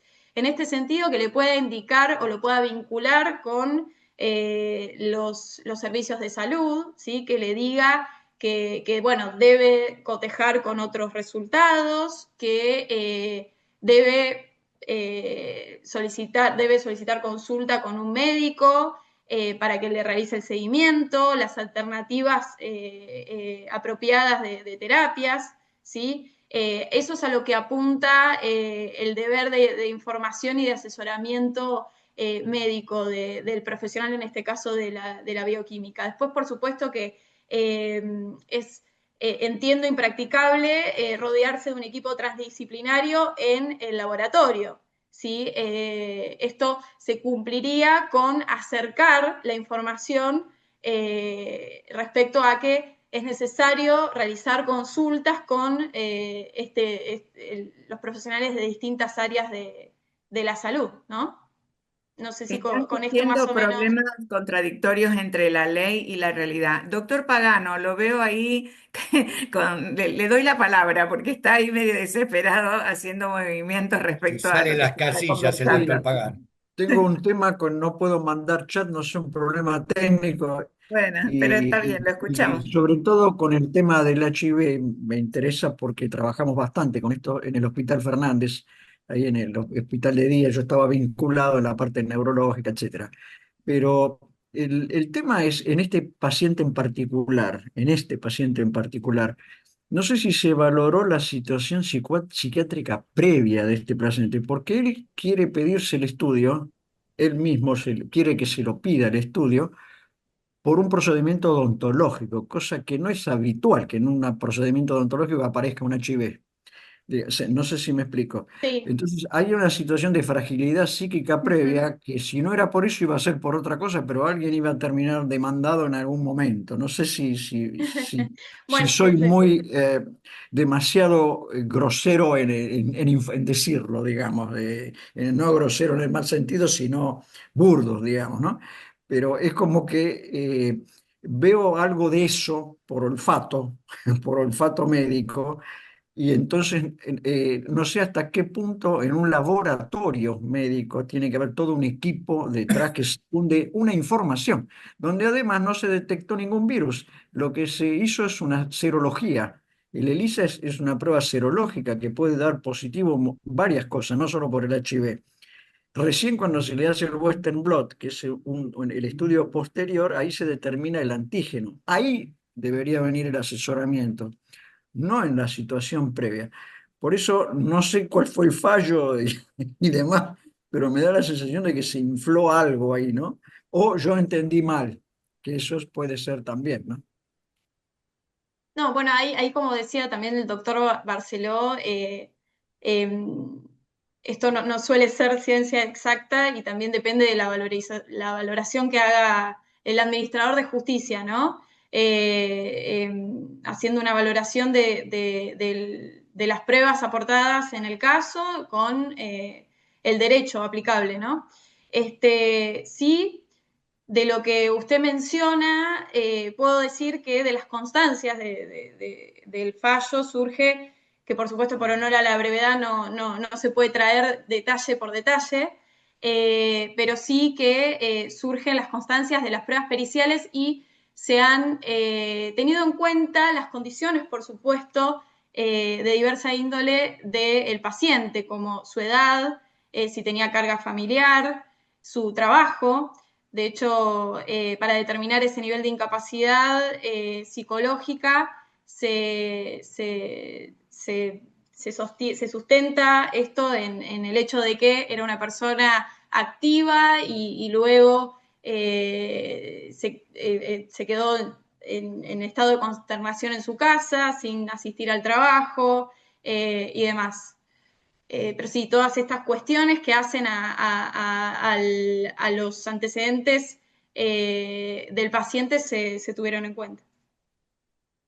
Sí, lo que pasa es que igual eso no contesta completamente la situación previa. ¿Por qué un procedimiento odontológico lo lleva a pedir un HIV? No sé si me explico. Sí, sí, por Este, supuesto. De hecho, en alguna testimonial del fallo Porque surge se que habla de una serie de imprudencias que a lo mejor la hubieron, no lo sé, pero también el propio paciente tiene una cuota de imprudencia al pedir el HIV porque le hicieron un procedimiento odontológico. No lo entiendo, sí, digamos. sí, sí. Y Pero por bueno, supuesto ojalá. esto siempre da para debatir, porque podemos estar o no de acuerdo con las resoluciones judiciales, desde ya. Sí. Esto es así. De hecho, sí, acá están, una afirmación me dice que la ley está pensada para ámbitos hospitalarios o clínicos y que a nivel privado el bioquímico está muy desamparado y muchas veces no hay un circuito armado para esto. Porque, digamos, si estuviera en ámbito hospitalario, si sabemos seguro que tuviera un médico tratante, establecer tal vez la relación sería mucho más fácil que ahora que se pueden acercar, pedir un HIV sin médico tratante porque el bioquímico no sabe ahí absolutamente qué hacer, es entendible. Sí, entiendo Em, a priori con la reciente salida de la ley, ¿no? Que es del año claro, 2022 y que por supuesto vamos a ir viendo cómo se aplica la práctica sí, con la doctrina, con la jurisprudencia. No toda la jurisprudencia es uniforme, por supuesto, pero sí me parece que agotaría o que habría una buena praxis el hecho de vincular al paciente que recibe ese resultado con asesorándolo y comentándole que debe ir a un médico y que seguramente tenga que hacer estudios ulteriores, ¿sí? Que le pueda comunicar fehacientemente las implicancias sí, eso de quedaría, digamos, si se instalara así, quedaría a cargo del bioquímico estas actividades, o sea, comentar esto. Hay que Este, ver cómo se implementa todo esto. años María, había una conducta de los laboratorios que le hablaban por teléfono directamente al médico. Mirá que encontramos tal claro, cosa. claro, es Por que Bueno, era, ejemplo, a ver, si me por ejemplo, permitís. pacientes sí, que iban a donar sangre o alguna cuestión así, y en la hemoterapia le encontraban que tenía chagas o alguna cuestión que el paciente no sabía, por ejemplo, o alguna otra cosa, y ahora desde luego con el HIV lo hacían. No sé si eso dejó de hacerse porque ya el HIV no tiene la connotación que tenía antes o no, pero mm, bueno, no se hace más. eh, este, Belisario, perdón, No, yo doctor quería Pagani. comentar acá hay una pregunta justamente hecha por el doctor Vicente Burgos al respecto, que es la nueva ley de HIV no requiere que haya orden médica para realizar un análisis de HIV. Por lo tanto, puede no haber médico tratante. En caso de resultar reactivo o positivo, el bioquímico debe entregar el resultado en presencia de un médico, un psiquiatra y demás personal médico, como exigía anteriormente. ¿Qué hacer de lo contrario en la práctica? pero Hola, eso es Belisario, Miriam, Hola Federico, ¿cómo ¿cómo estás? andan? ¿Qué practicable eso. tal? Bueno, no sé, esa para Natalia o para sí, Giselle. por supuesto la ley es algo que sí ahora omite, ¿no? Que es que si el paciente voluntariamente decide realizarse el estudio, no necesita orden médica, lo establece expresamente la ley. Sí. Pero bueno, volviendo a lo que les había comentado con anterioridad, entiendo que se encontraría cumplimentada la buena práctica informándole del resultado y de que debe hacer una consulta con un médico para poder hacer el seguimiento correspondiente. Sí, estaba leyendo Perdón, yo quería exactamente la intervenir. misma pregunta. Estaba leyendo la misma pregunta, Belisario, y justo la iba a tomar. Y en realidad el doctor se la hace la pregunta y se la está contestando, en realidad, él mismo, ¿no? Me parece. Porque él mismo, de alguna manera, está diciendo, se debería hacer como se hacía antes. Sí, creo que todos los que estamos acá presentes sabemos la dificultad que tiene el campo real y específico, pero dentro de esas dificultades creo que hay que tomar todos los recaudos necesarios, no solamente para evitar problemas, sino para dar el mejor trato hacia el otro, ¿no? Hacia el paciente. Bueno, en estos grandes dilemas nos debatimos y por eso estamos reunidos a esta hora de la noche, ¿no? Porque si esto fuera tan simple, no estaríamos reunidos debatiendo y con distintos criterios y con distintas opiniones y con distintas eh, cuestiones de un lado y del otro, ¿no? Total, Pero quería también, hacer una... una cuestión, lo dijo bien recién Perdona, Natalia, una cuestión es lo que dice la ley y siempre está el complemento de los aspectos éticos, ¿no? Que van por encima de la ley. Y eso no hay que dejarlo de lado, ¿no? La ley a veces es un marco que se queda muy en lo tangencial, por así decirlo. Yo creo que habría que complementarlo y con otros aspectos, como ahí lo menciona eh, el doctor Bustos. Yo les Yo, quería, perdón, sí. sí, sí, perdón, Alejandro. No, no, no, yo lamentablemente lo voy a tener que dejar en un minuto, 2 minutitos más, ya lo voy a tener que dejar. Está interesantísimo, pero tengo otra clase ahora que dar, así que lo voy a... Sí, Eh, te Perdón, escucho, Natalia. Federico, Sí, estás queriendo ¿cómo la andan? palabra. Sí, ¿Qué Federico. tal? Sí. No, súper interesante las tres charlas. Eh, bueno, y en particular yo quería ver si quería hacer un aporte con el último tema, Sí. eh, que la nueva ley hace mucho énfasis en la asesoría pre y post test, que, pero no necesariamente es una asesoría médica, sino que es una contención en el momento de dar el resultado. Y creo que Natalia lo decía bien también, lo hizo ahí como, como lo especificó, que es, no necesita ser un médico el que lo hace, no necesita ser un bioquímico, sino una persona entrenada. Obviamente que si tomamos la decisión de hacerlo en el laboratorio, el bioquímico, el director técnico, es el responsable de cómo se haga ese acto de entrega de ese resultado y ese asesoramiento post-test.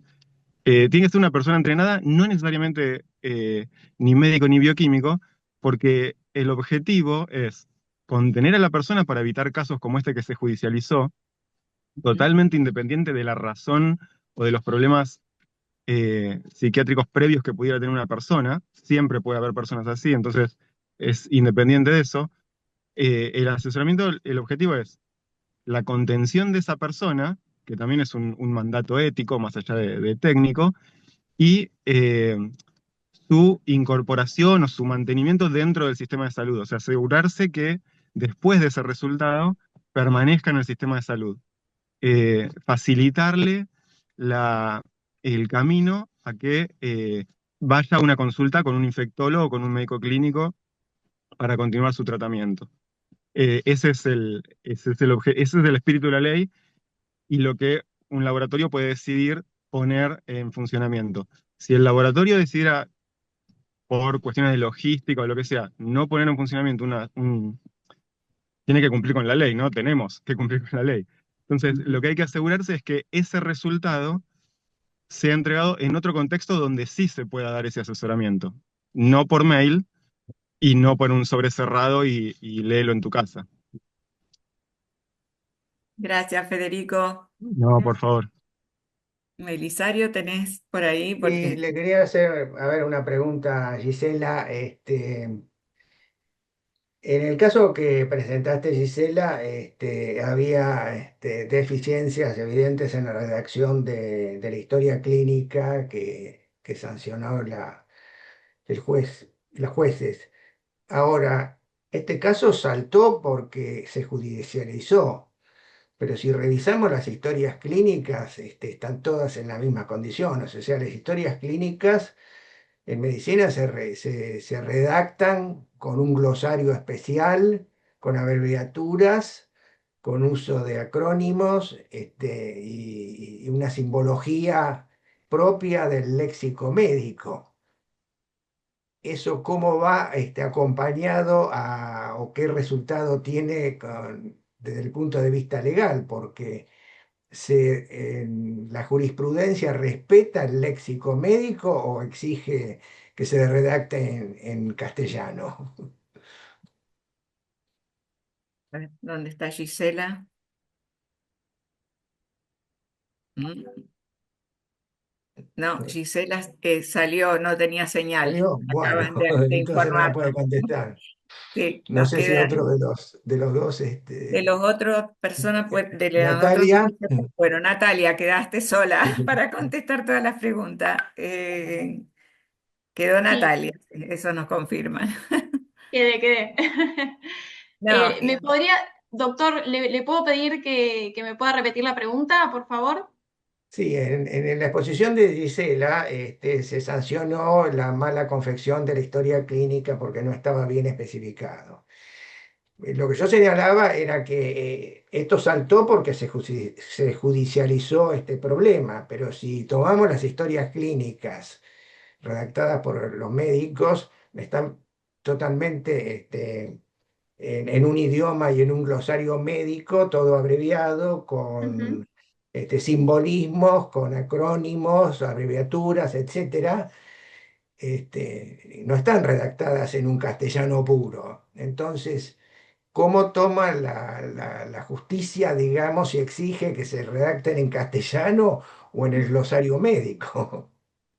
No, y por supuesto que también la doctora señalaba en la disertación que en la práctica le ha tocado encontrar y toca encontrar historias clínicas que no complementan lo mencionado por la ley, en el sentido de que tampoco cumplen el orden cronológico y tienen muchas contradicciones, lamentablemente. Pero sí, a ver, la tendencia siempre es a que en realidad, por más de que la práctica sea parte de lo que debe ser, eh, debe cumplirse con lo sostenido por la ley y también porque es un deber ético, ¿no? Es un deber ético para el paciente hacerse de la historia clínica y poder cotejar todos los procedimientos llevados adelante con su persona, ¿no? No sé si, bueno, respondo absolutamente a la pregunta. Gracias, Natalia. Una pregunta que haces justamente a raíz de lo que presentó Gisela, en la temática de las historias clínicas mal armadas o inconsistentes y demás. Pregunta Vicente Bustos, ¿un laboratorio de análisis clínico debe llevar una historia clínica de cada paciente? ¿Qué constancias debe contener? Sí, sí, de igual forma, porque es un acto médico, es un profesional de la salud. Entonces, sí, de hecho, la normativa coloca en cabeza de los establecimientos de análisis clínicos las constancias y la trazabilidad de todos los actos realizados. Sí, por supuesto.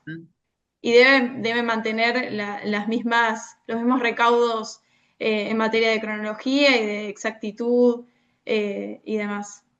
Ujú. Yo, si me permitís, Miriam, quería complementar una cuestión sobre lo que veníamos mencionando con anterioridad, de que hay una guía de buenas prácticas de la Fundación Huésped respecto a VIH, y que justamente, bueno, es una guía que contiene muchas páginas.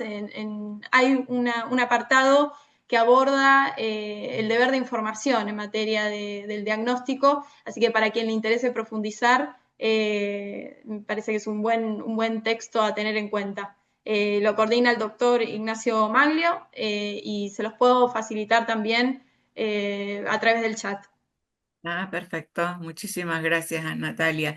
Hicieron referencia, así como resulta problemático el tema de dar un resultado positivo de HIV. En el caso de los bebés, tener el caso de Trichomonas vaginalis, ¿cómo se debe también proceder en ese caso? Se pregunta que no hay ley al respecto como la ley de SIDA, pero que bueno, tiene connotaciones también importantes.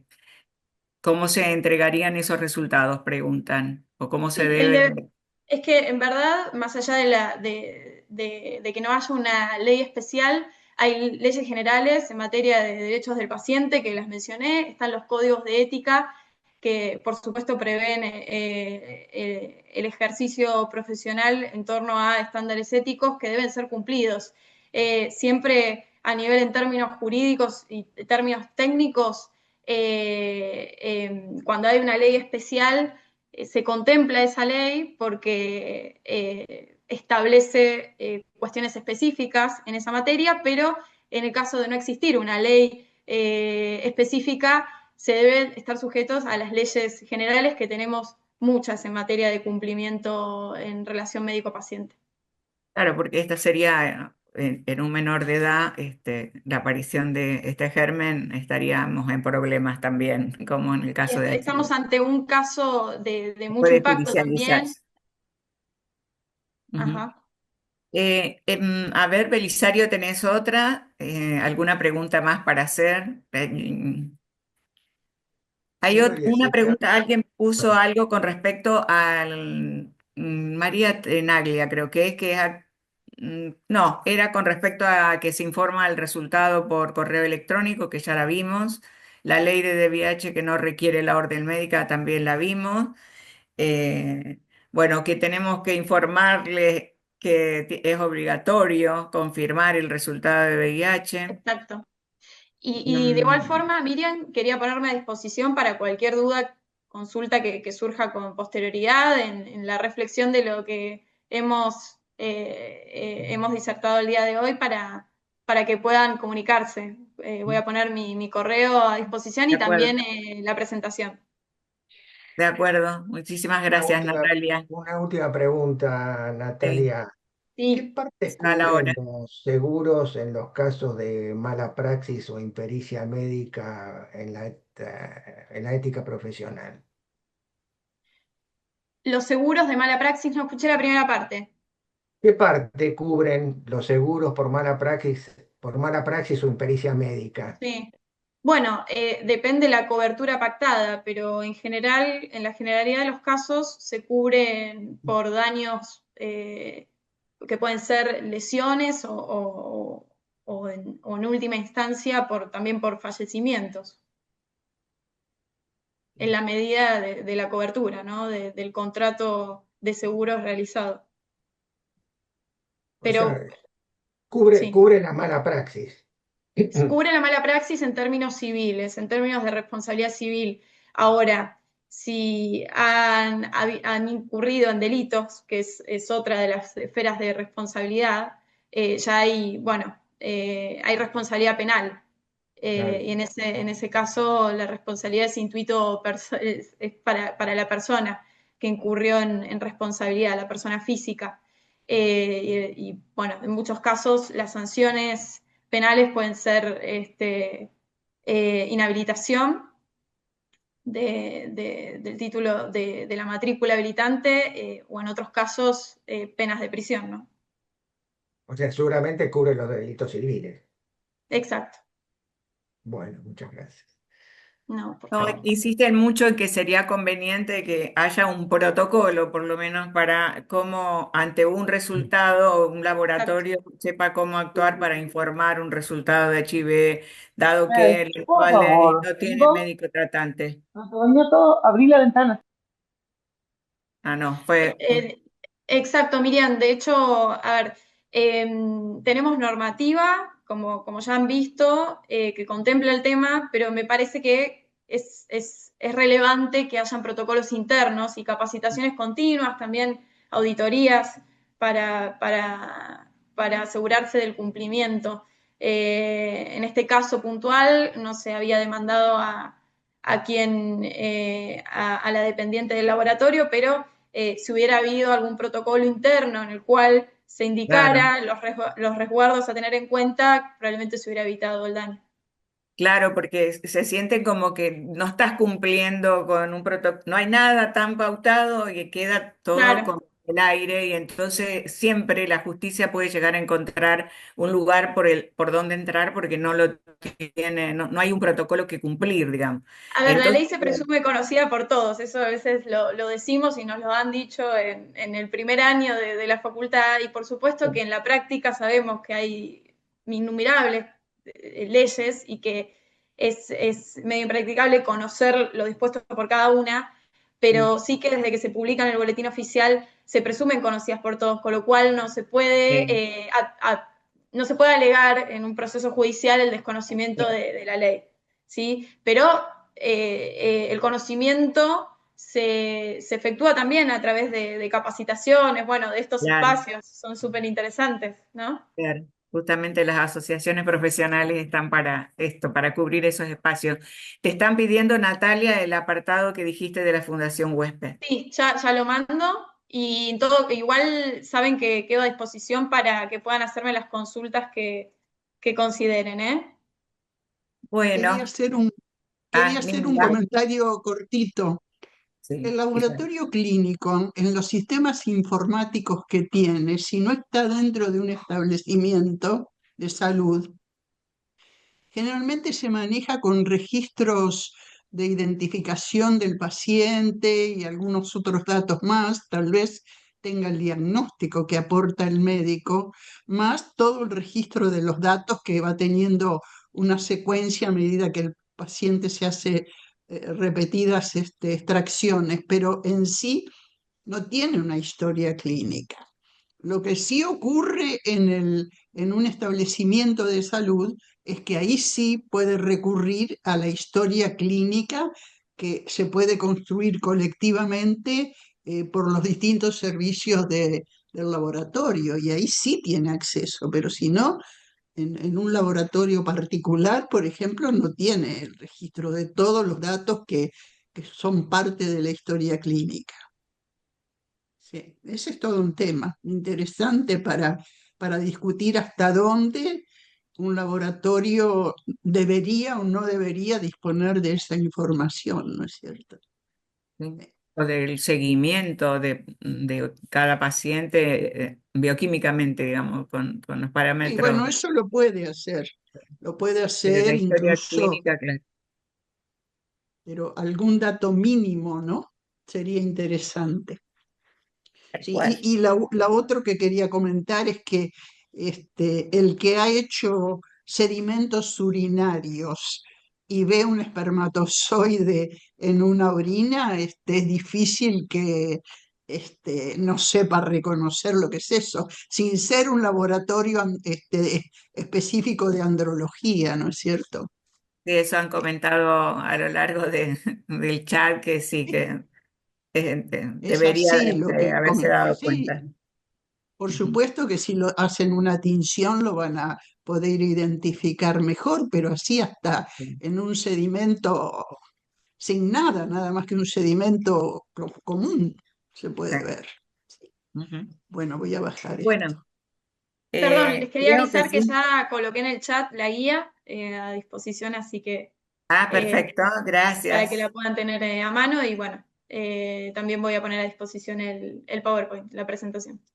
Ah, bueno, muchísimas gracias, Natalia. Bueno, Por favor. creo que dada la hora, damos por finalizado y agradecemos, bueno, a los disertantes, en la persona de Natalia, que es la que quedó presente. Entonces, Belisario, Muchas gracias por la invitación, fue un placer, ¿eh? muchísimas gracias. Un gusto Muchas gracias tenerte. también muchas gracias también al auditorio por estar hasta esta hora haciendo Sí, preguntas y sí. prestando atención a los disertantes. Muchísimas gracias por haber permanecido ahí escuchando todos los comentarios después de las charlas. Así que muchísimas gracias y bueno, nos veremos en el siguiente webinario para seguir las capacitaciones de estas leyes que nos sacan los abogados y después las tenemos que llevar al sistema de salud y protocolizarlo para hacer mejor trabajo y éticamente responsable. Así que bueno, muchísimas gracias y nos vemos en la próxima. Muchas Adiós. gracias. Buenas tardes a Adiós todos. Gracias. a Buenas tardes, todos. gracias por Gracias. todo. Adiós. Gracias al Adiós. equipo de Cura y de Codeico.